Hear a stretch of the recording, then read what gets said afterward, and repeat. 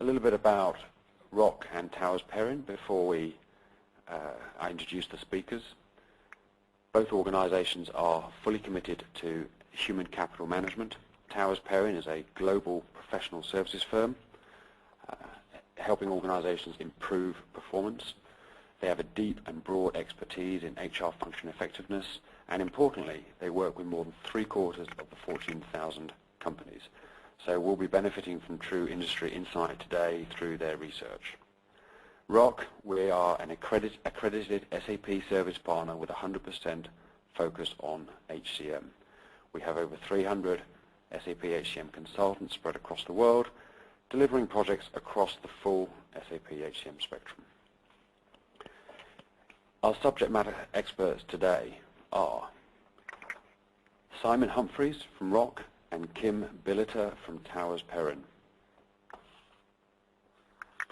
Kim is a senior consultant and specialist in organization and position management. She has over 18 years in HR service delivery with a deep expertise in both the technology and the process design. And Kim's going to be sharing her insight into organization and position management from her work with some very large clients. Simon Humphreys, Senior Solution Architect and Global Lead for SAP HCM Organization Management. Again, over 14 years experience, both designing and implementing solutions with a specific process on optimizing those processes for the benefits of clients. Just finally, before we get into the actual meat of the webcast, in terms of interaction, a question and answer session is planned at the end, but please ask questions via type your question here. As they come to mind, we'll be tabling them and going through those and organizing them prior to the Q&A session.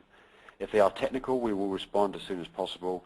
If they relate to the topic, we'll respond at the end.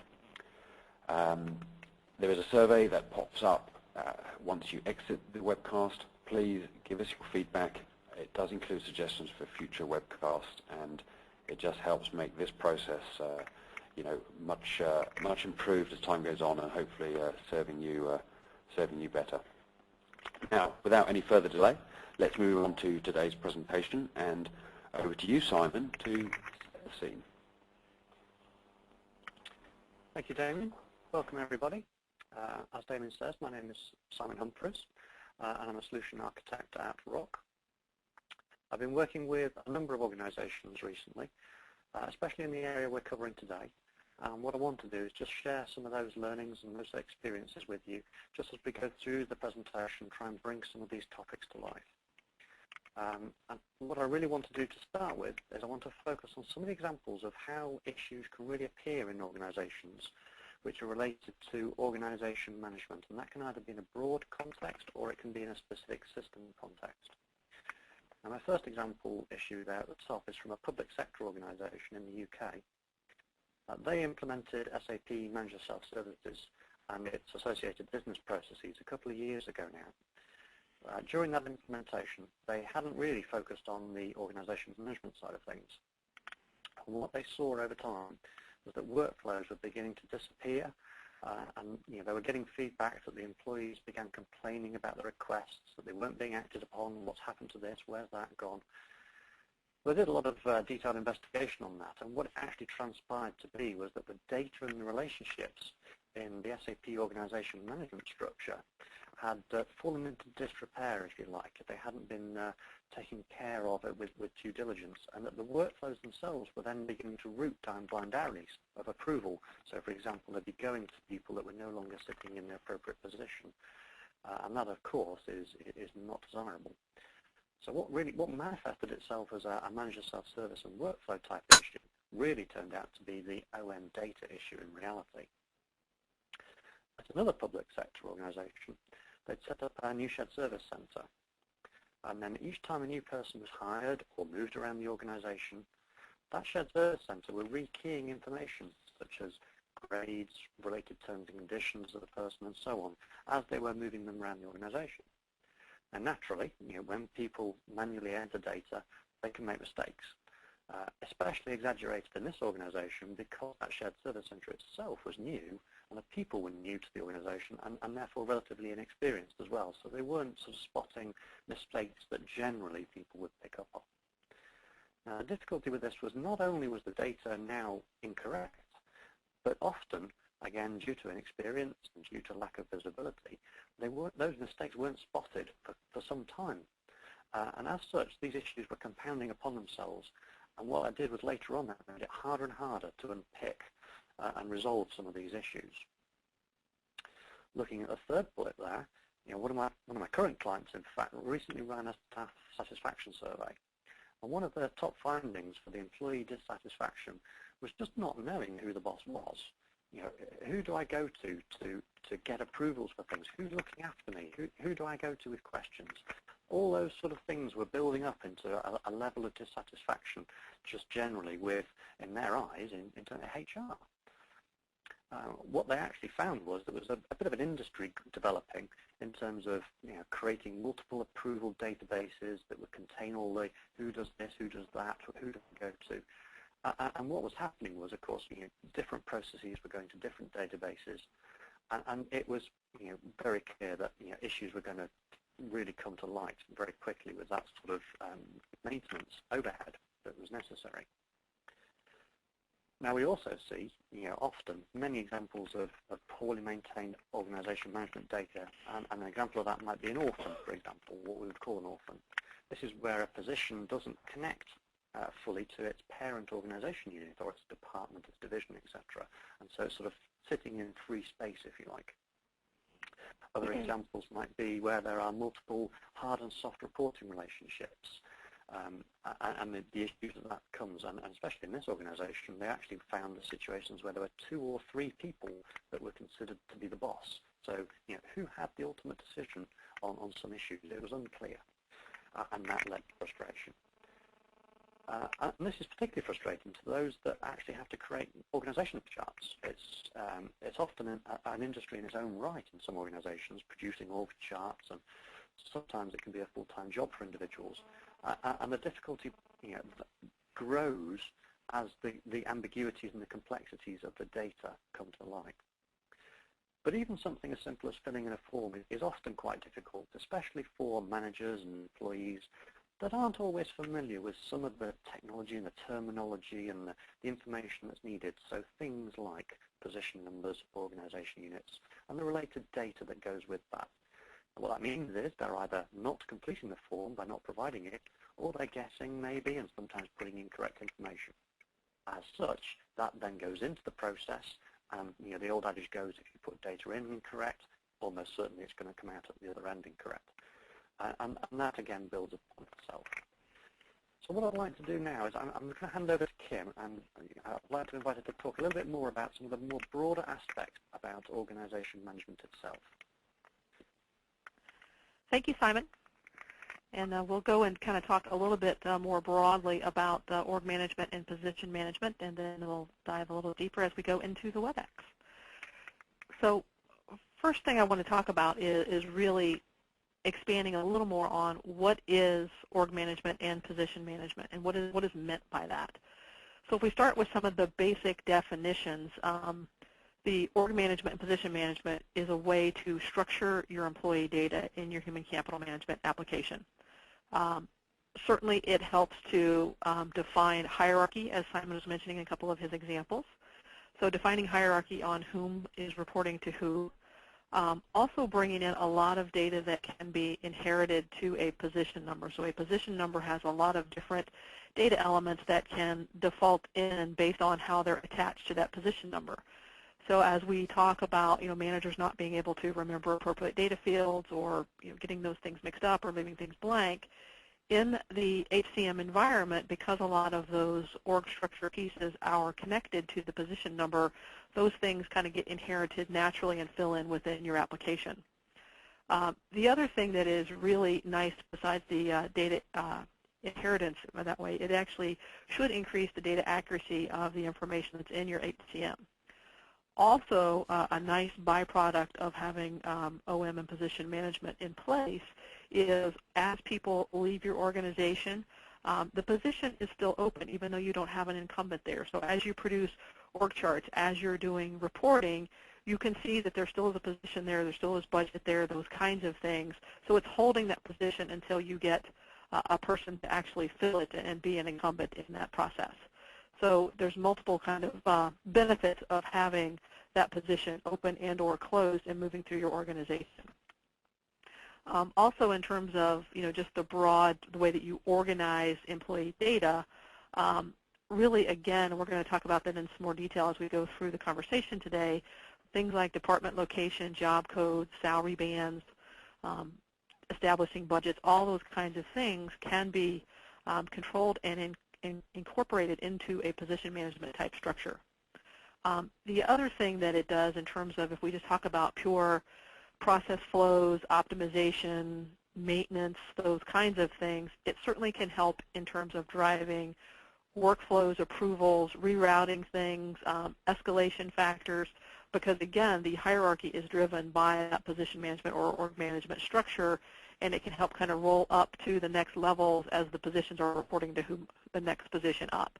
So it kind of helps control some of those workflows so that you can optimize the processes via administratively or via self-service.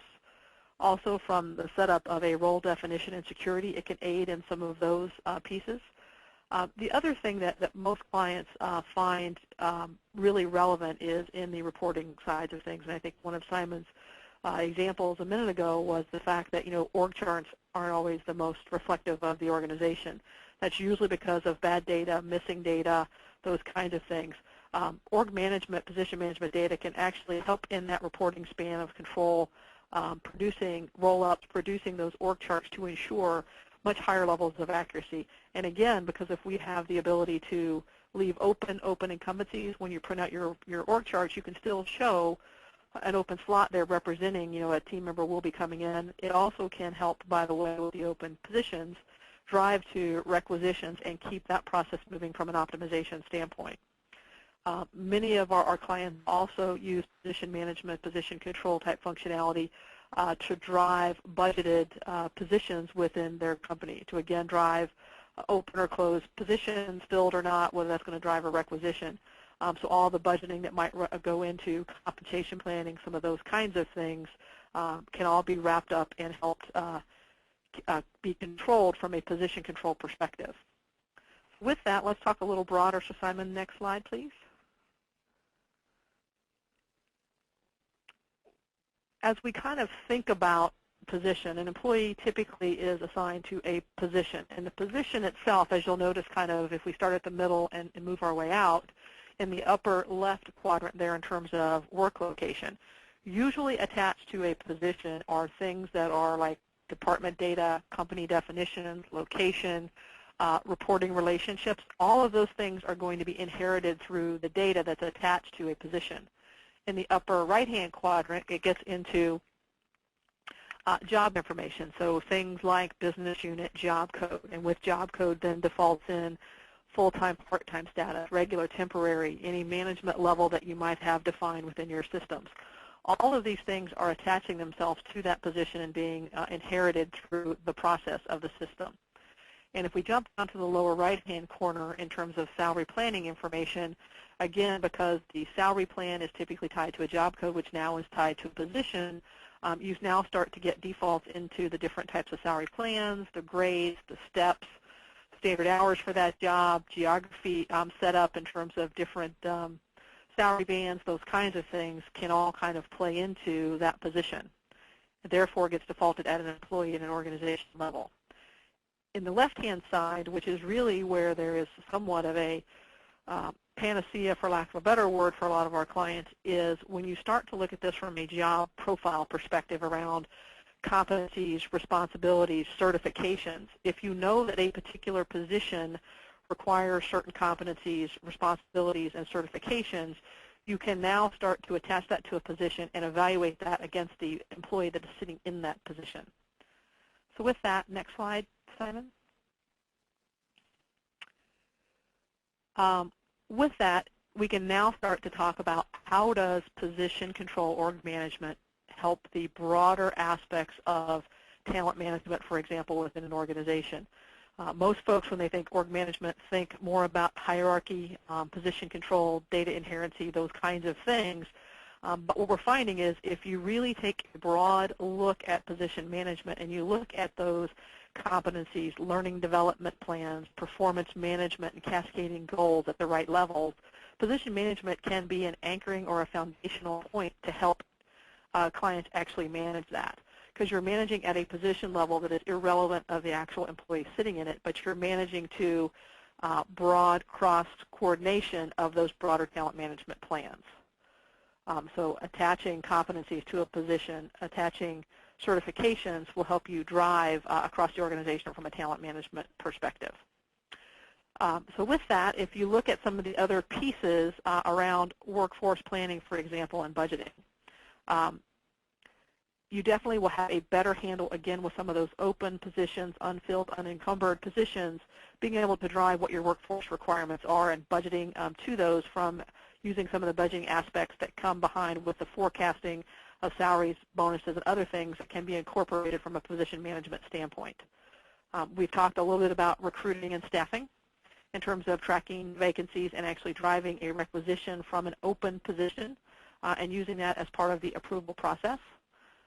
Also, because if we have competency, skills, and requirements attached, managers can actually start to then source within the entire company internally by looking at different positions that might have different competencies attached. And I think that speaks pretty well to the competency management piece in terms of looking at the position versus who the potential candidates are and defining where there might be gaps. And then, Simon, to the next page, then transitioning into where you might have training opportunities. So if you've got a position, you've got those learning plans, you've got those competencies tied to it, where does the incumbent employee actually tie into the organization, and where do they fit for what their training needs are based on their current position and potential aspirations to go to a different position. Obviously, a lot of clients will focus on manager self-service in terms of how does position or hierarchy help you do that. Again, keeping that hierarchy structure in place in terms of who reports to whom and who do I have access and control over, and being able to manage from an FTE overall position from a budgeting standpoint, rather than being able to play a lot of games with a lot of the different budgeting pieces you actually have real data that you can manage to from a headcount vacancy perspective. Obviously, from a personnel changes, managers can actually go through and have better control over those things because you now can control some of the escalation and workflow points in terms of personnel changes. And lastly, certainly but not least, but in terms of reporting, forecasting, and analysis, having a strong, structured org management, position management hierarchy within your HCM allows you to do far more robust, more accurate reporting than those clients who aren't employing those types of services.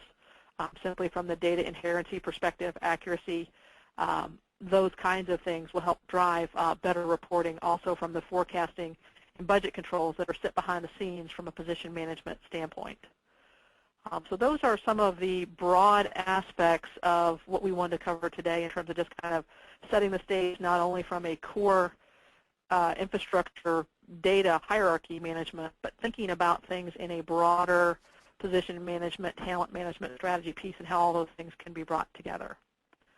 So with that, I'll turn it back over to Simon. Thank you, Kim. What I would like to do then is just to pause on that and reiterate some of those thoughts and really set them into an SAP context and look at the degree of influence that organization management has. What I'll then do is we'll just have a look at one of our current organizations that we're working with, the BBC, and the approach that they took to solving some of the issues that we've already highlighted here and some of the issues that they're facing. Now, in a somewhat colourful wheel or diagram or circle, if you like, I've tried to just highlight some of the key areas that organization management influences. Now, I don't know if some are surprised by the width of control that organization management has, but that's not necessarily an exhaustive list that we can see on the screen there.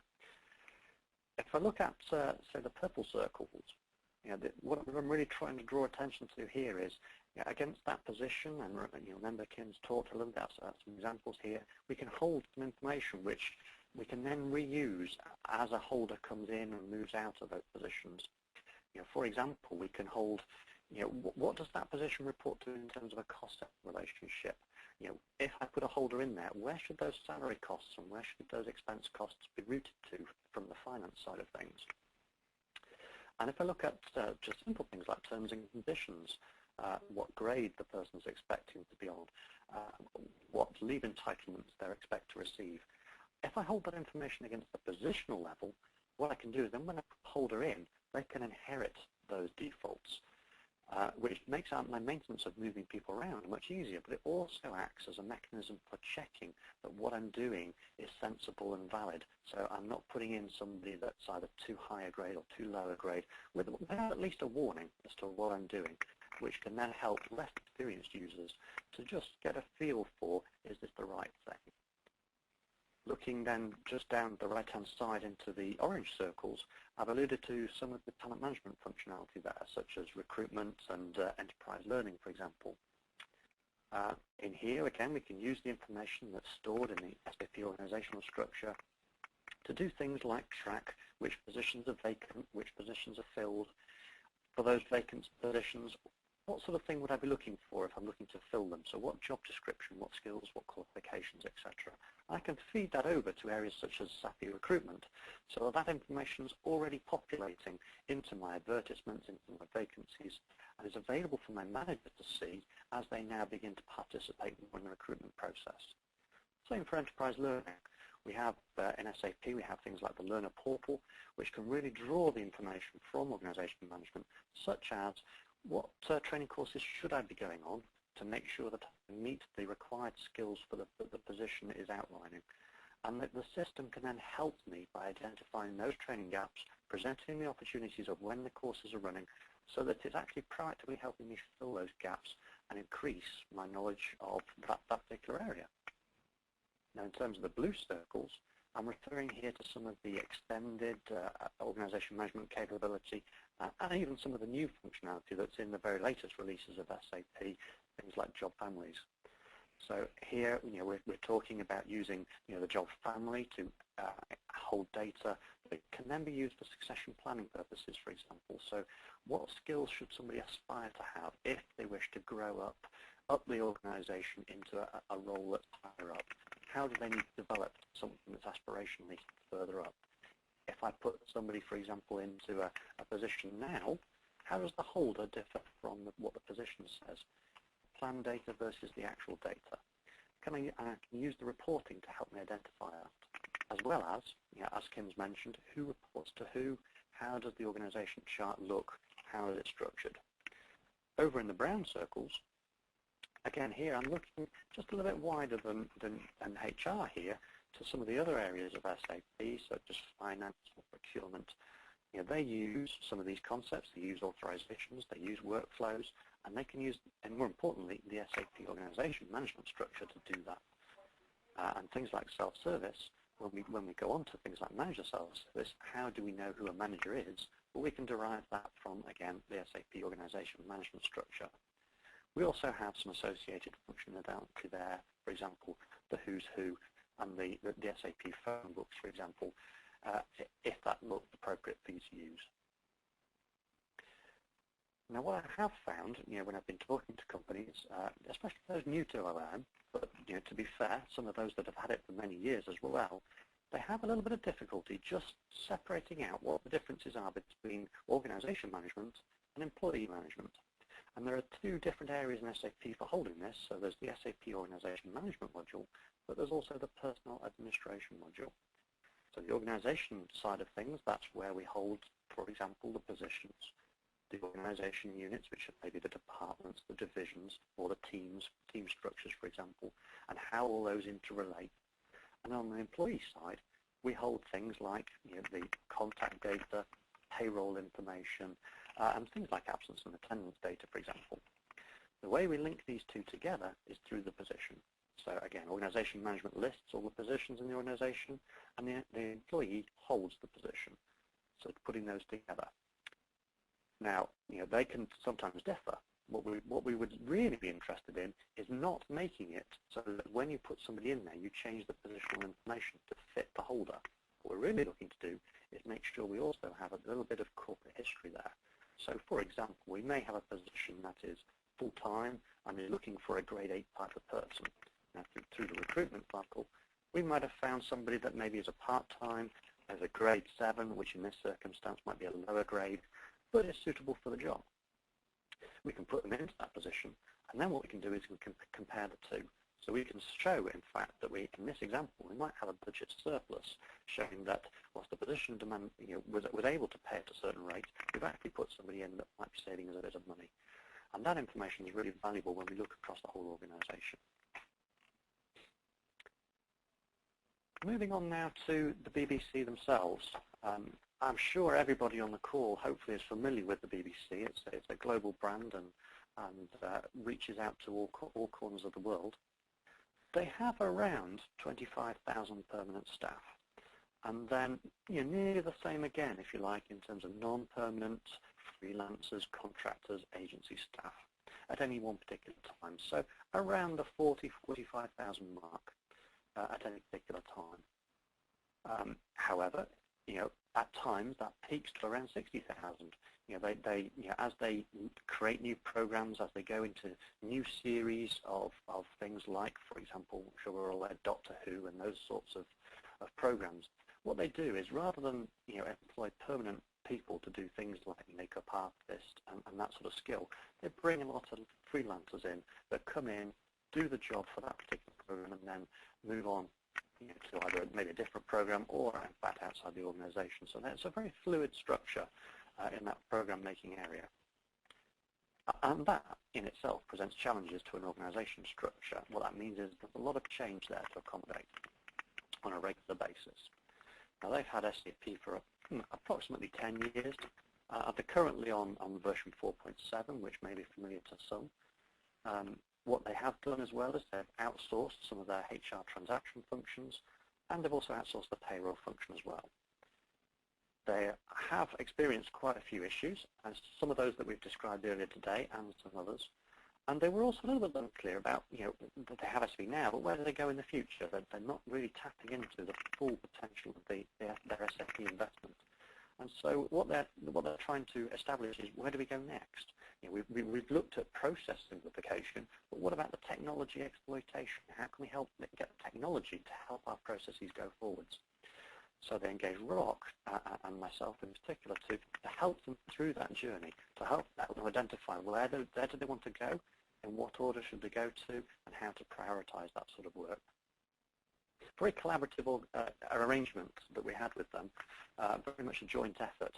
And one of those areas was just establishing what the current issues actually are. So we facilitated a diagnostic approach where we looked at things like the existing processes, the systems and how they supported those, and what sort of governance arrangements were in place. By then investigating the issues, we were then able to explore the root causes of the issues, which is the much more important information, and come up with a pragmatic approach to resolving the root causes. And we did that with a series of recommendations which built up into a final report. The BBC particularly embraced this approach. They really did like this. The project manager described these sessions that we're seeing on the screen here, which were for things like the employee life cycle, organization management, reporting, and usability. They called these workshops the vomit sessions. It was their opportunity to come and bring all the baggage and bring all these issues, put them on the table, and it was a way of getting it out in the open, and they loved that. Especially then, we probed a little deeper, find out what some of these common issues were, and we're able to link them together and able to help them understand the priorities. So what they were able to then do was to take this report to their sponsors to say, we've identified a number of different things here, and we need this sort of funding to go and address those, which was a series of projects. Now, one of the outputs of the report was a transformational roadmap, which was really about how do we structure this, how do we put this together, in what order do we do things, what's important to do now, what's important to do later. The graphic I've got up there at the moment is an example of the outputs that we produced. It's showing here, for example, in 6 different themes, vision and strategy versus organization versus process, for example, the sorts of things that the BBC should be looking at in the first 18 months, and the block in the middle are the ones between 18 and 36 months, and then those areas at the top in green, which were probably still a bit aspirational at this point, over the next 5 years. And what that would do is, in combination, that journey would lead them towards best-in-class process, which was their objective and goal. Now, noticing right up front in that system stream is re-engineering OM. They had that functionality for 10 years, getting a lot of issues with data and how it relates and the knock-on impact of that. So that was really up front and center. It was just a look at re-engineering OM, defining, for example, the role of the manager in the organization theme, and also just really establishing who owns some of these processes, the process ownership, which you can see in the process and governance section. Now, what I want to move on to is how do we work with the VBT to solve some of these things? What are some of the tools out there that can really help you improve things? Yeah, I guess the first question in that is, well, why do we need a tool? What's important here? Well, when we think of structures and organizations and that sort of thing, HR people, I've found, typically think of a picture in their mind, which is departments reporting to other departments with people in them, the sort of thing that we can see there on the left-hand side. Now, that's fine, that's great. We can recreate that in SAP, and there's a lot of data actually inherent in that picture that needs to be created and maintained. And we can see in the middle there a typical view of how that data is represented in SAP. And it quickly builds up to be quite a complicated picture, and it's maybe not as intuitive to see where some of the gaps occur if we just look purely at the SAP screen there. So what we have is a tool which can extract the information from SAP and go back to the picture, if you like, create an organization chart from that data. And we can see an example of that on the right-hand side. What I'll do is I'll just make that a little larger and just show an example of what that could look like. So here's a typical screenshot. This product here is called SAP TVN Org Chart. It's developed by an organization called Nikisa. Now, why do we recommend this? Well, we personally recommend this because, A, first and foremost, SAP themselves use this internally. What that means is the data moves very easily between SAP and this org chart add-on. Very easy to extract from one to the other, very tailorable as well. And also, over time, this tool is becoming more and more embedded in the processes and the capability of SAP itself. On the left-hand side, we're looking at a line-to-line reporting structure. So we're seeing Charles Everton there as the leader of that group, if you like, and that people like Ian and Harold are reporting into Charles. And we're also seeing information represented by icons. For example, they could represent maybe full-time versus part-time, or who's a chief position, or any number of different factors that we want to have visualized. On the right-hand side, we can see more details. So when we click on a box, we can see additional information about what the person that's holding that position. And in this case, we can see more information about Charles Everton, especially around, for example, his contract data. And that's very configurable. The beauty of the product is we can tailor that to whatever's needed to be represented, but also this does work pretty much out of the box, which is very valuable. Now, what I'd like to do is just show you a very brief demonstration of that in action, just so that we can get a feel for it on why it's important to see the data. Because if the data's right, then our processes will operate smoothly. If the data's not right, we'll actually see processes breaking down. So a lot of our customers are talking to us and Times Perrin about things like talent management, recruitment, enterprise learning example. This all relates to the organization management data. So if that data is not actually robust and providing a solid foundation, then we'll find that those talent processes will suffer accordingly as they go through. So this could be, for example, things like appraisal management, booking leave, or in this example we're going to have a look at today, it's something as simple as increasing a salary, for example. So what we're going to do is we're going to put together various components, the org chart, an Adobe form, a universal work list, and a portal with a manager self-service and some workflow operating underneath it. And I'll walk you through what's happening in that demonstration. So if you bear with me while I just transition over to the demo. I'll bring it up.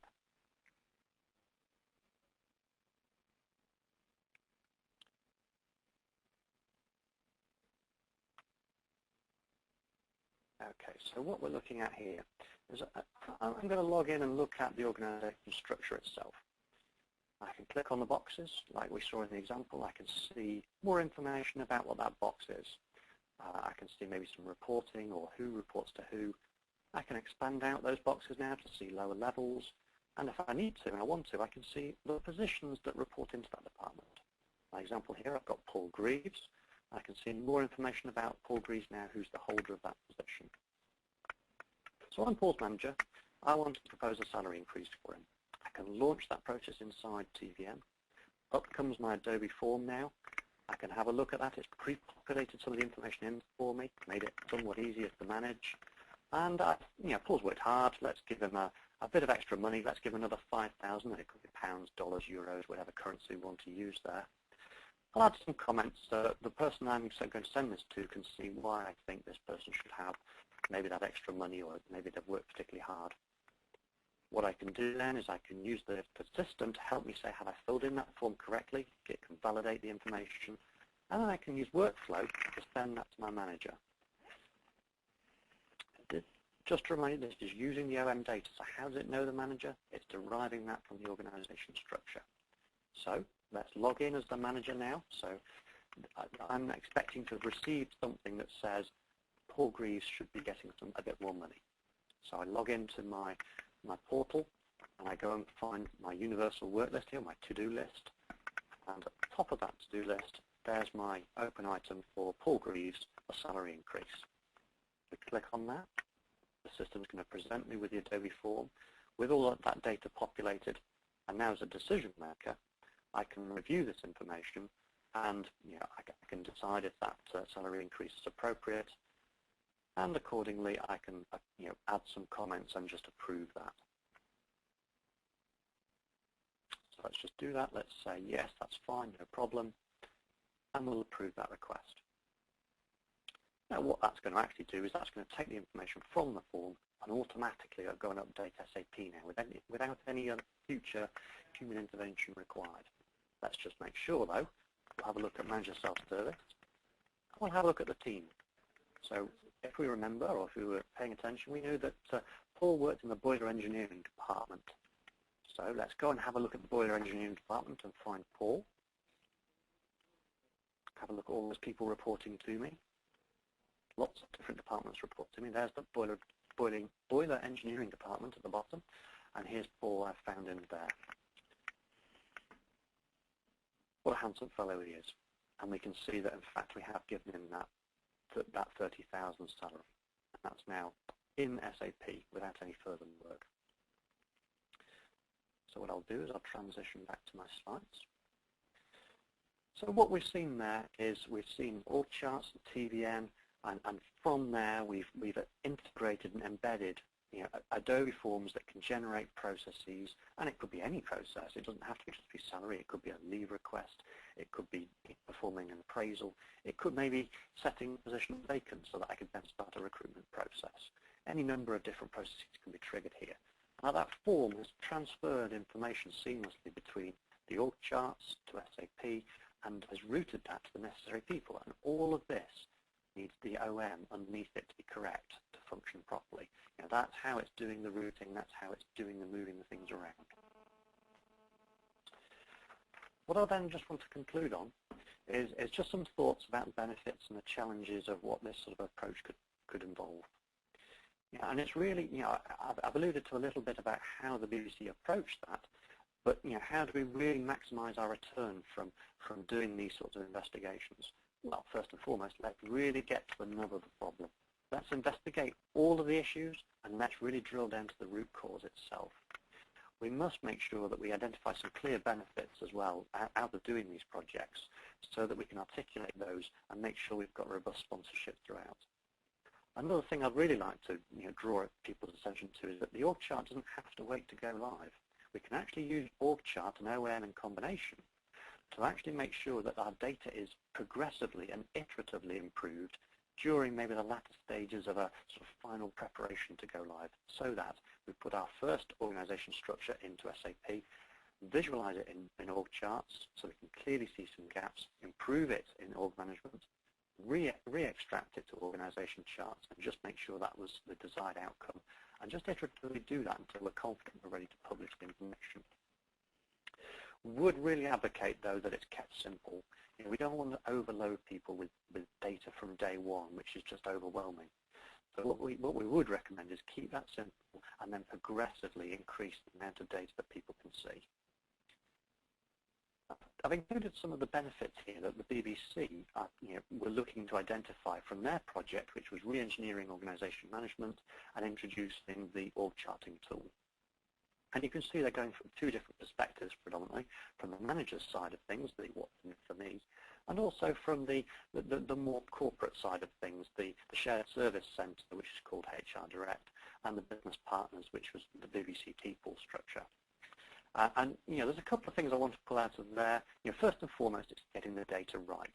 Once that data is right, then all of these processes can work and embed correctly and smoothly without any sort of iteratively going round and round the houses when that data is incorrect. The other big benefit they had at the BBC especially is that they just could see everybody in one place. There's one source of the truth. So we can see the casuals, we can see the freelancers, the temporaries, people working overseas, all in one organization chart. And that was very powerful because they are currently in multiple different databases, some not visible, some on spreadsheets. Very difficult to get a perspective of who's working at the BBC and who's reporting to who as well. So those sort of information really provides a lot of value. And even just as simple as how they interact with the shared service centre in terms of filling in less forms, checking with multiple authorizations, and so on. What I want to leave you on is some of the change challenges that you might expect to face in some of these projects. We've got a nice diagram there. Beware the skeleton in the closet. As you visualize this information, it may be the first time that people are seeing this. Are they familiar in the fact that maybe they might not be reporting to a permanent member of staff, but it might be a contractor or an agency type of person? How controversial is that in your organization, and is that something that's palatable? Will the data be 100% accurate on day one? It's aspirational to be, for sure, but the org chart tool itself can help improve that accuracy. So maybe aim for 80–90% and then use the tool to get closer to that 100% during the go live and the period just beyond. Do constantly remind people that it's the first stage potentially of a longer journey. We must get that solid foundation correct first before we then build things on top of it. Otherwise, there's a potential there that we're building on sand, and that's really not what we're looking to do. Also, as we're clearly identifying these managers, giving them capability and routing things to them, how will they embrace that accountability? Do they currently have that accountability, or is that new for them? So are they being given support, training, materials, for example, that help them embrace that accountability? Because they will certainly fear it if they don't have it currently, without the appropriate mechanisms for transition. And if there's a shared service center in place, let's make sure that they also have the necessary training so that they can adopt the appropriate behaviors to say, to people that are asking them to fill the forms in, well, actually, no, you can fill in those yourself. You have the necessary information. I'm going to reject this form now because it's not been completed correctly, and so on. Because this is how we get benefits. Now, what I would like to do is thank you for your time today and listening to me. I'm going to pass back that to Damien now, and we'll go through some of the questions that have been raised during the call. Thank you, Simon. Thanks very much. Just before we start the question and answer session, if anyone would like to find out more on these subjects, then contact details will be displayed while the question and answer session runs. Both ROC and Towers Perrin hold regular events which you would be welcome to attend, and I think we would recommend a roadmap-based approach to solving org management problems. It is a process which really needs to be tackled over time, details of which will be included in the post-webcast distributions. In terms of questions, we have had quite a few in. I'm going to start with the more generic ones. There are some quite specific ones which I'm going to leave just to the back end because maybe for the less beneficial for everyone. Simon, I've got a question for yourself. What new things, what new functionality, I guess, is there in Enhancement Pack 4 to help SAP organization management? Okay, yes, thank you, Damien. There's a couple of new features, especially that will be of interest. There is some more standard Adobe forms now, so there is extra capability in terms of these forms. Remember, these forms are initiating and launching processes such as boundary changes, and especially for organization management, there are now some standard forms to use there, for example, around creating or changing positions, moving organizations around.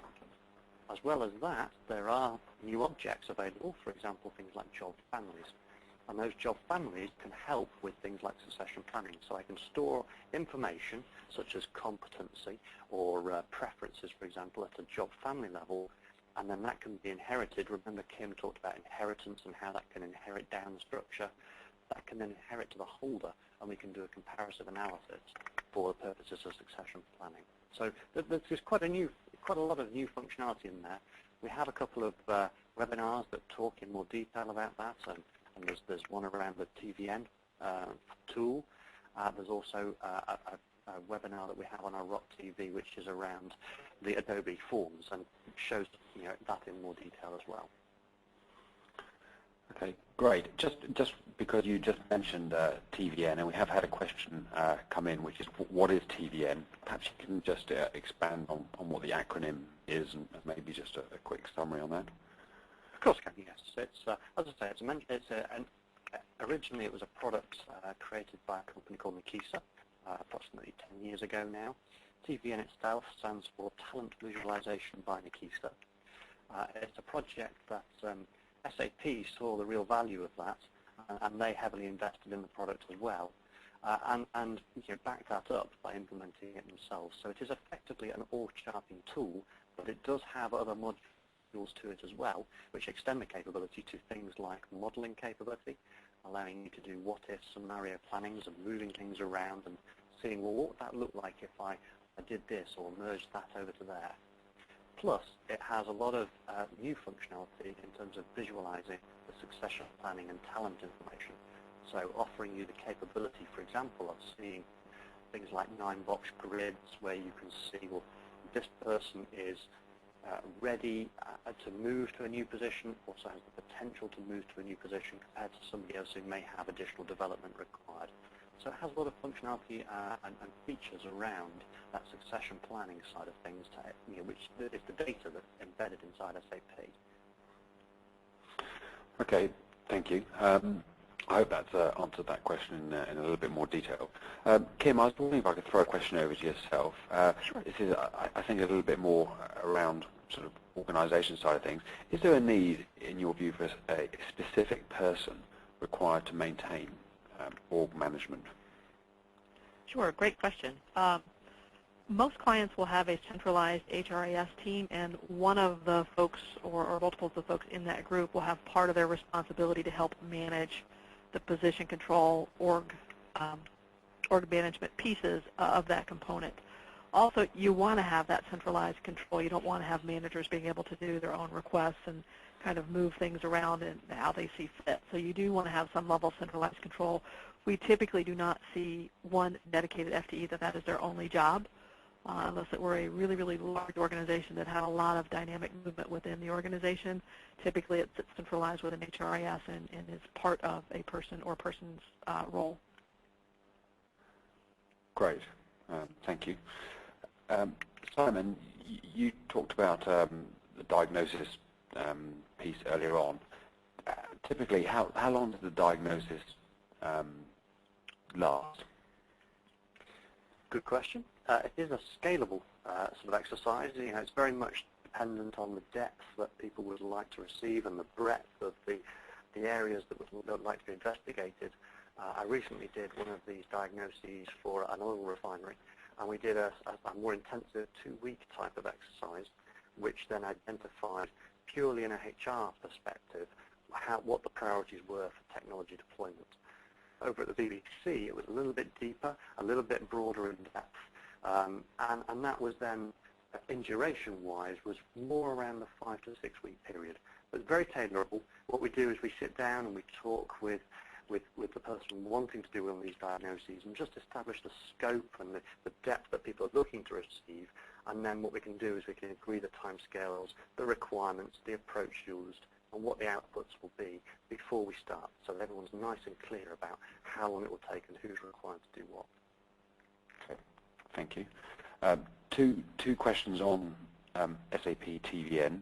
This is quite a quick one. Is SAP TVN a requirement to implementing SAP forms and processes? No, it isn't. It's a mechanism of visualizing the data. You don't need to have it. You can implement SAP Organization Management with Adobe Forms, as long as we have some mechanism for deploying the forms, which could typically be through self-services or through a portal, for example. The TVN bit is allowing you to launch a form against a specific person which you've been able to correctly identify because you found them in the structure, and then helps by pre-populating some of that data into the form. But it's definitely not a mandatory element to the process. Okay. And before moving to something like TVN, do you suggest that it is better to start by tidying up the org structure of empty org units and positions which have been unoccupied for years, or is that something which can be essentially facilitated with the TVN tool? We would actually say extract what is there today into TVN, and then use TVN to help you address some of those issues. And for example, empty organization units or positions that are empty and have been empty for some time, or maybe there's duplicate positions. So by using the org chart, it's letting you see that information much more clearly, rather than, for example, lists of reports or trying to identify it through the standard SAP transactions. It's the org chart tool that's letting you see the information. And I guess what's important to understand is you're not, in the org chart tool, you're not directly changing anything. You're just seeing the information. So if you find something that needs changing, a new position needs deleting, for example, or an org chart needs moving, you go back into organization management to make that change. And again, you can re-extract it and then see the effect of that change and make sure it's got the desired outcome. Kim, question for you, if that's okay. Sure. If maintaining org management centralized, and you might want to comment on that, what are best practices for how that person becomes aware of the changes, specifically to the org structure? Sure. Yes, typically we do find it to be centralized. If you're a large global organization, perhaps regionalized, but primarily it is a centralized function. There are reports and workflows that can notify that group of the different org structure changes. We also recommend different kind of, for lack of a better term, audit reports to kind of look at how the organization is moving and making sure that those position org management pieces are still kind of intact and making sure things are staying and maintained cleanly. So I don't know if you want to add to that from an SAP specific. Yes, certainly. We can use our forms, for example, to route to the relevant person in the HR structure as well. So we can make sure that the information gets to the right person by using the org chart itself, the organization structure, so we can identify who are the appropriate people for maintaining the structure so that forms and information can be routed correctly. Yep. Okay. Just got time for a couple more. Simon, do you currently leverage SAP TVN Nakiza as an add-on to performance management? If so, how long did it take you to implement? I'm sure that question is completely, just if you can quickly perhaps just highlight again where SAP TVN plays. Yes, so again, SAP TVN here, remember, is visualizing the information. So it's, we gather a lot of information in the performance management cycle. Obviously, we have things like ratings, but we might also capture things like aspirations and mobility and readiness to move to the next level and desirability to move onwards and upwards. And also assessing, it's a good opportunity to assess the current level of competence that you might hold in certain skills. Now, all of that information can be represented in TVN very easily. Some of it fits more naturally in the org chart, so for example, appraisal ratings. But a lot of it fits very neatly into the succession planning side of things, where you can look at a person and a particular person's development, both history and forward-looking, and match that up to what the organization are looking for. If you remember what Kim mentioned a little while ago, which was around the sort of things you can hold against a position, which is, I need X. Now, does the holder have X, or does the holder have part of X? And this information can be gathered in performance management, entered into SAP, and then visualized through the tool. Okay. And is TVN an add-on to SAP OM, or does one have to write function modules to extract the SAP data? It's an add-on to SAP. If you're looking to investigate that product, you would certainly do things like licensing through SAP as well.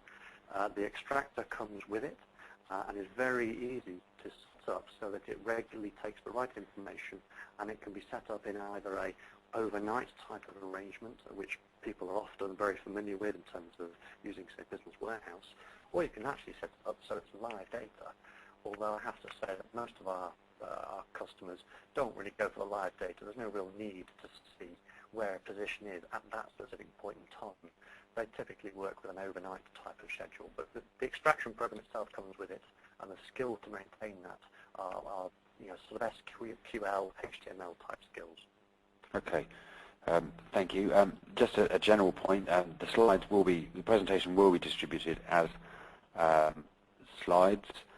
So for everyone that's wondering that, the demonstration is essentially available through the recording, which is also, you'll be sent a link to that. I think that's all we've got time for. Sorry, there are a few questions I haven't got to. We will try and respond by email. There's some specific ones in there.